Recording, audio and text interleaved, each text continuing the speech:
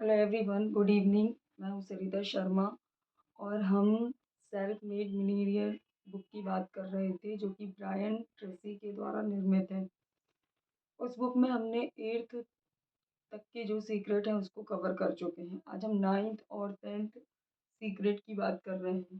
तो 9th जो इसका सीक्रेट है उसमें ये दिया गया है कि अपने क्षेत्र के हर पहलू को सीखें। सपोज़ मान लो आप जो भी काम कर रहे हो, किसी का भी काम सिंगुलर मतलब सेम नहीं होता, वो अलग-अलग होता है, डिफरेंट डिफरेंट स्किल के हिसाब से होता है। तो आप जिस भी क्षेत्र में काम कर रहे हैं, तो उसके हिसाब से आप उसको उसके हर पहलू को सीखें। मीन्स आपका जो वर्क है उसकी छोटी से छोटी चीज़ों को सीखें आप, किसी चीज़ को आप इग्नोर नहीं करें। मतलब जैसे आप कोई बिज़नेस कर रहे हैं, तो बिज़नेस में यदि आप उस क्षेत्र के छोटी से छोटी बात को, चाहे वो कस्टमर की समस्या हो या कस्टमर का कोई न्यू फ़ैशन हो या कस्टमर की कोई नई डिमांड हो, तो आप उस चीज़ हर एक पहलू पर सीखें।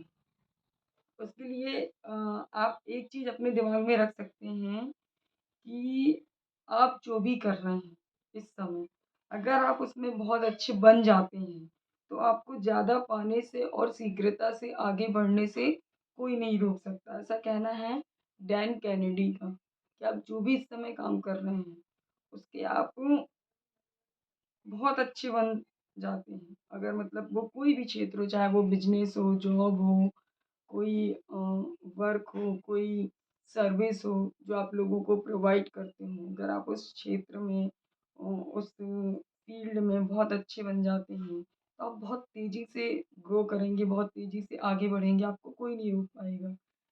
तो ये 9 नंबर का सीक्रेट है। और इसमें एक चीज़ और है कि इंटीग्रेटिव कॉम्प्लेक्सिटी लॉ, ये वो है कि जो भी इंसान अगर वो अपने क्षेत्र में, अपने व्यवसाय में, जॉब में, वर्क में, अपनी सर्विस में सूचनाओं को एकत्रित करे और उसको एक पर्टिकुलर वे में यूज़ कर पाए।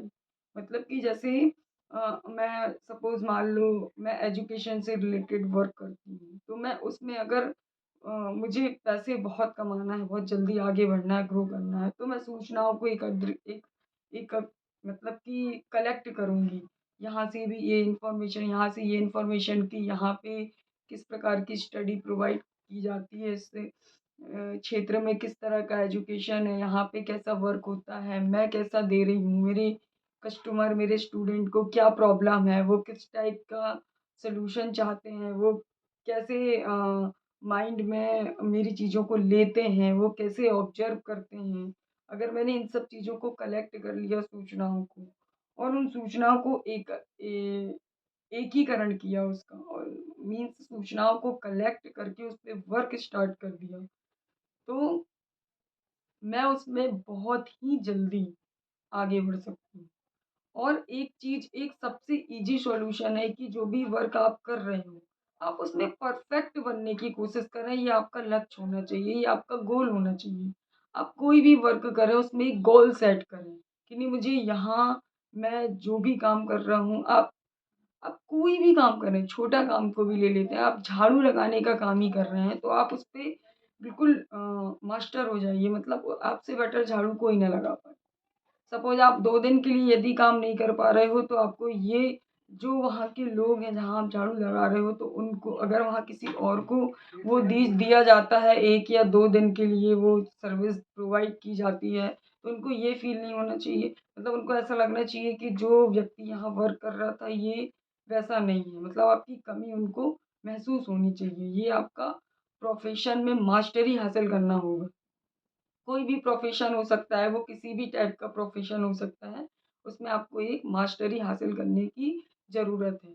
ग्रो तो आप ग्रो की तो आप टेंशन ही मत लीजिए, आप अपनी चीज़ों को परफ़ेक्ट कीजिए, आप अपने वर्क को परफ़ेक्ट कीजिए, आप अपने काम में बेस्ट से बेस्ट दीजिए, तो सॉल्यूशन और उसका जो फ्रूट है, फल है, वो ऑटोमैटिकली आपको मिल जाएगा।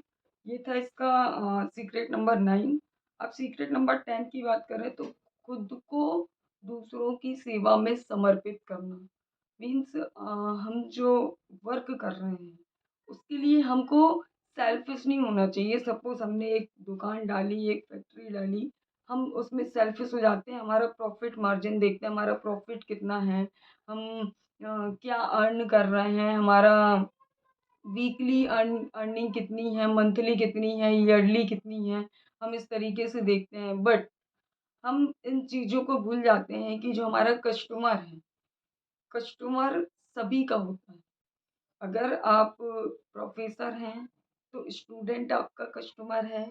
अगर आप शॉपकीपर हैं, तो जो सामान लेने ग्राहक आपके पास आ रहा है, वो आपका कस्टमर है। अगर आप कोई फैक्ट्री में कोई प्रोडक्शन से रिलेटेड वर्क कर रहे हैं, किसी चीज़ का प्रोडक्शन कर रहे हैं, तो जो आपका होलसेलर है, जो आपका वो आपसे जो सामान लेकर जा रहा है एक बड़ी क्वांटिटी में, वो आपका कस्टमर है।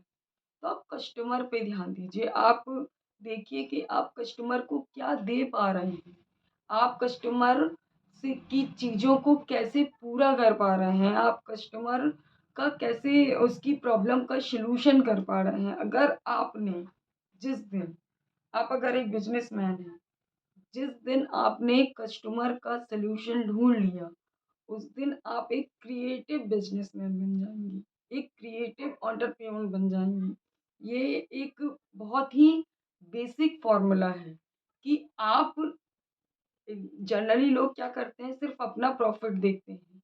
लेकिन जो सच में मिलेनियर है, बिलियनियर है, आप अगर उसके बारे में पढ़ेंगे और सुनेंगे तो आपको ये सीखने मिलेगा कि उन्होंने कभी अपने प्रॉफ़िट का नहीं सोचा। उन्होंने हमेशा ये देखा कि मैं अपने कस्टमर को क्या दे रहा हूँ।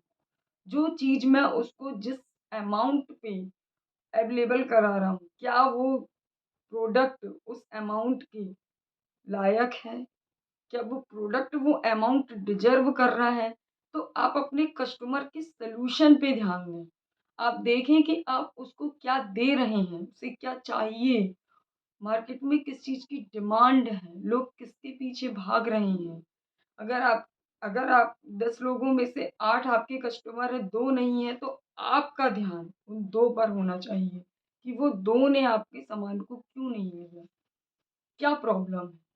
क्या अगर आप उस 10 में से 8% को हटाकर 2% पे फ़ोकस करेंगे या 100 के पॉइंट ऑफ व्यू से देखें तो 80% को छोड़कर उस 20% पे यदि वर्क करेंगे, तो आप बेटर से बेस्ट की ओर अपना स्टेप लेंगे। और सबसे बड़ी बात जो बॉटम के 20% लोग होते हैं, सॉरी, जो टॉप के 20% लोग होते हैं, वो बॉटम के 80% लोगों से 16 अ, गुना ज़्यादा, मतलब कि 16 गुना ज़्यादा अ, बेनिफिट कमाते हैं। और जो 10% होते हैं टॉप की, वो उससे भी ज़्यादा कमाते हैं। मतलब समझिए जो टॉप पर 20% लोग जो वो वर्क कर रहे हैं और जो वो उसी फ़ील्ड में बॉटम पे 80% लोग हैं, वो उससे 16 गुना ज़्यादा अर्न कर रहे हैं। तो जो टॉप के 10 हैं, वो तो उससे भी ज़्यादा अर्न कर रहे होंगे। तो आपको टॉप पे जाना है और टॉप पे जाने के लिए आपको क्या करना होगा? आपको अपने कस्टमर के जो 80% जो आपके प्रोडक्ट से सैटिस्फाई हैं, उनको छोड़कर आपको 20% पे ध्यान केंद्रित करना होगा। Thank you. Thank you so much for watching my video.